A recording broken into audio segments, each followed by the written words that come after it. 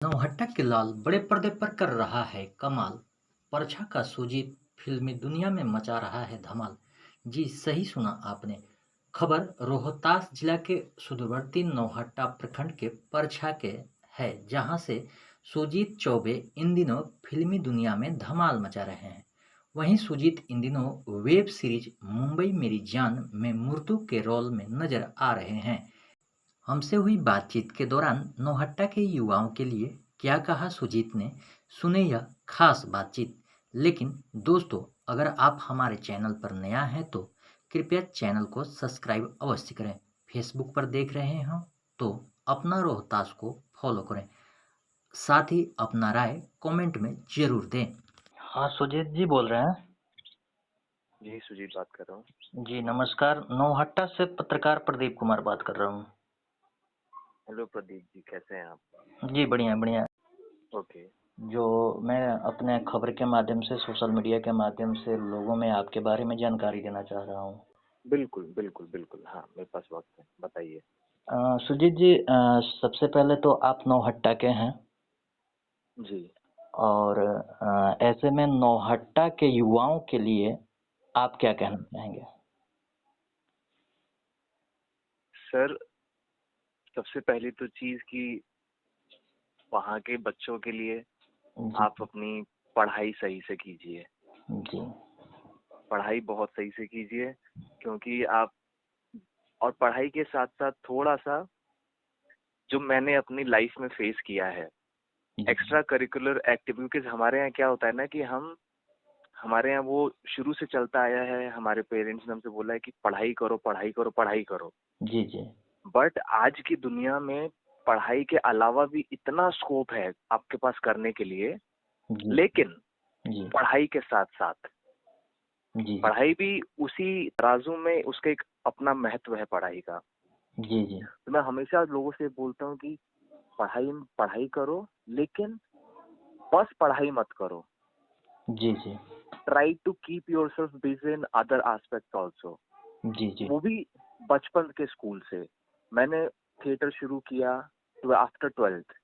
जी जब मैं क्योंकि 12th तक तो सबने मुझे बोला कि पढ़ो पढ़ो पढ़ो पढ़ो, मैंने पढ़ाई करी। जी जी बट 12th क्लास के बाद जब मैं दिल्ली यूनिवर्सिटी से कॉलेज में गया, वहां से मैंने फिजिक्स ऑनर्स कंप्लीट किया। तो डीयू में क्या होता है कि थिएटर सोसाइटी, हर चीज की सोसाइटी होती है दिल्ली यूनिवर्सिटी में। जी जी ड्रामेटिक सोसाइटी होती है, डिबेटिंग सोसाइटी होती है, म्यूजिक सोसाइटी होती है। तो ड्रामेटिक सोसाइटी ने ना मेरा थोड़ा सा ध्यान अपनी तरफ आकर्षित किया। तो जी मैंने वो लाइफ में पहली बार कुछ ऐसा ट्राई किया मैंने। और आजकल मैं देखता हूँ कई स्कूलों में बचपन से लोगों को सिखाया जाता है। जी जी तो मैं वही कहता हूँ कि ऐसी तमाम चीजें होती हैं पढ़ाई के अलावा भी, जो आपके अंदर हैं, लेकिन आपने कभी एक्सप्लोर नहीं किया। तो मैं चाहता हूँ कि वहाँ के युवाओं के, मैं सीरियस दिल से बोलना चाहता हूँ कि अपने आप को खोजो।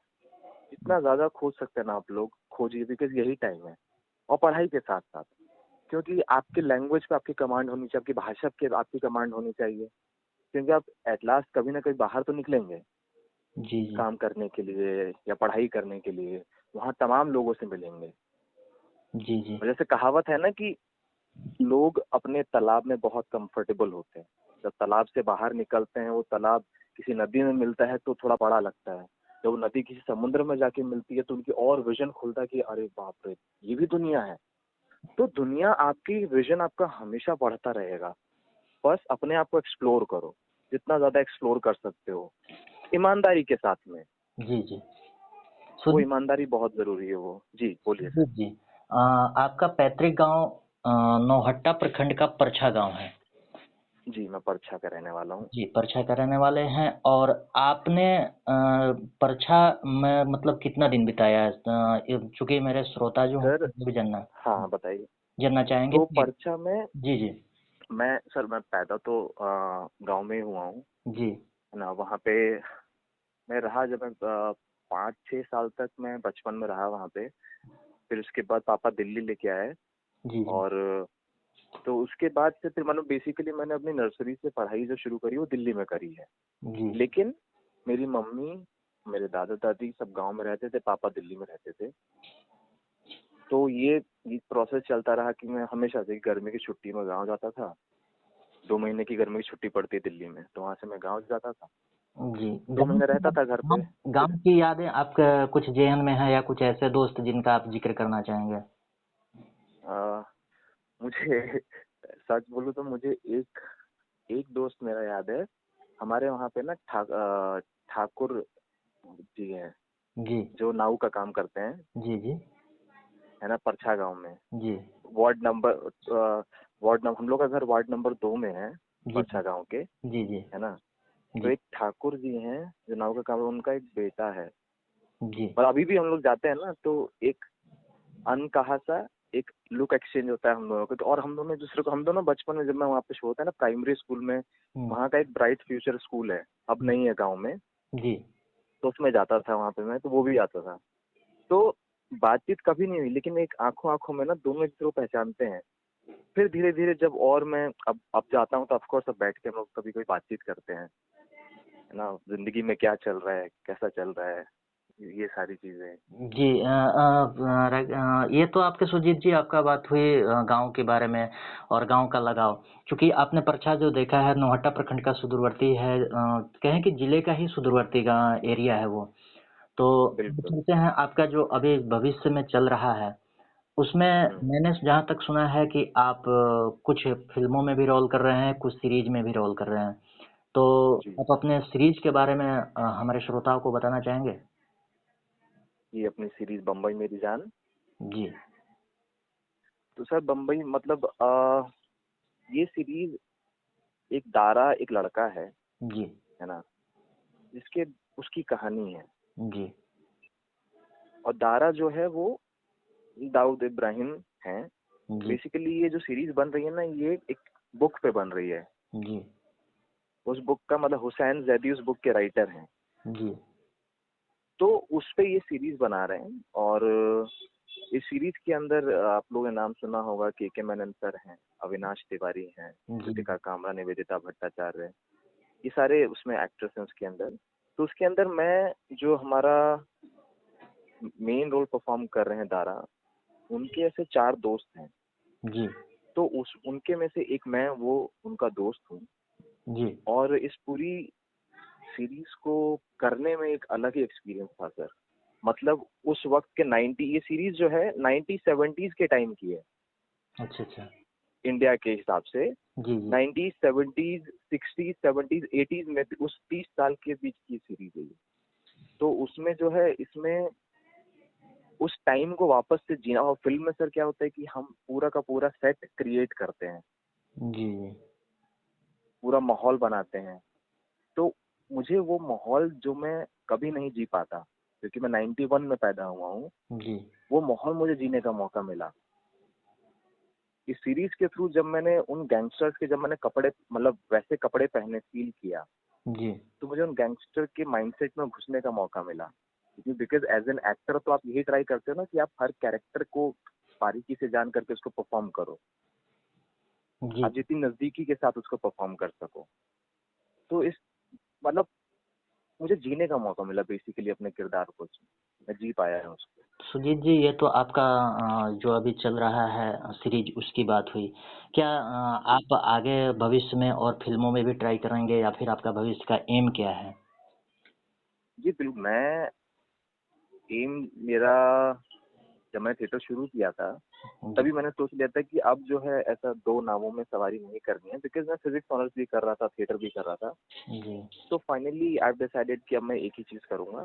तो एम मेरा तब से बन चुका है कि अभी मैं एक्टर हूँ और आगे भी एक्टर रहूंगा। एक्टिंग ही करनी है, एक्टिंग चल रही है। अभी एक और वेब सीरीज खत्म करी है, एक अपलॉज एंटरटेनमेंट है, तो अपलॉज एंटरटेनमेंट के साथ में वो वेब सीरीज अभी मई में कंप्लीट करी है उसको शूटिंग। तो होपफुली देखिए वो भी वेब सीरीज नेक्स्ट ईयर तक कंप्लीट होगी। और मैं यहाँ मुंबई में भी, पृथ्वी थिएटर है मुंबई के अंदर जुहू में।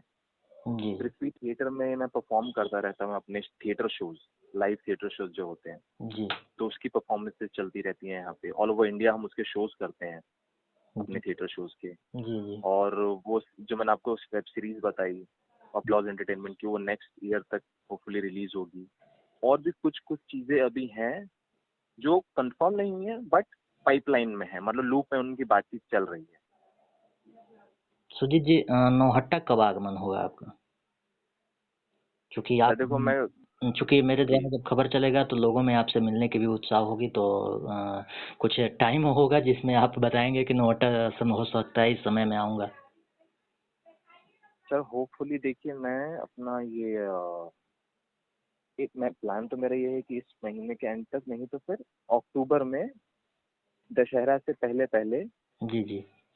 मैं उधर आ रहा हूँ। मतलब ऐसा अभी तक तो ऐसा है, अपने पैतृक अनटिल अनलेस गाँव। कुछ ऐसा इम्पोर्टेंट ना आ जाए। जी, अपने पैतृक गाँव आप आ रहे हैं। हाँ हाँ सुजीत जी, हमारे माध्यम से आप हम्म, लोगों के लिए, मैं लास्ट वर्ड आपसे बात करना, लास्ट शब्द ले रहा हूँ कि मेरे माध्यम से आप लोगों के लिए क्या कहना चाह रहे हैं, या अपने जो युवा साथी हैं, चूंकि मैंने एक बार पक्का वो ये चीज़ कर लिया है, फिर भी हम्म। आप जो मेरे माध्यम से कहना चाहते हैं वो कह सकते हैं। सर सबसे पहले मतलब एक चीज मैं भूल गया, उसके बाद मैं आपके क्वेश्चन पे आऊंगा। मैं सीरियसली मैं ना दिल से अपने पेरेंट्स को थैंक यू बोलना चाहता हूँ।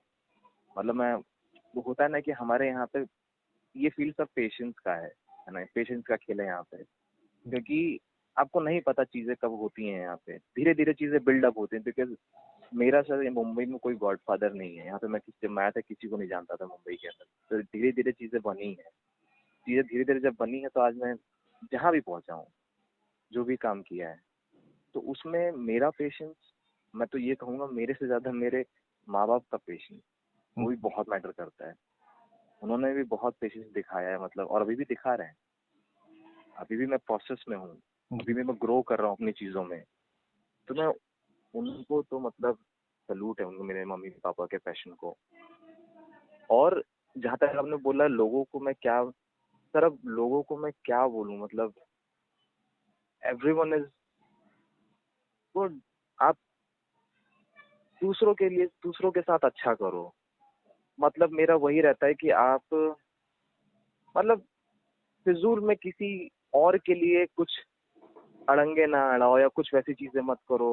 अपनी जिंदगी में कोशिश करें कि खुश रहें। बाकी सब प्रॉब्लम्स तो सबके साथ में है, सारी चीजें हैं।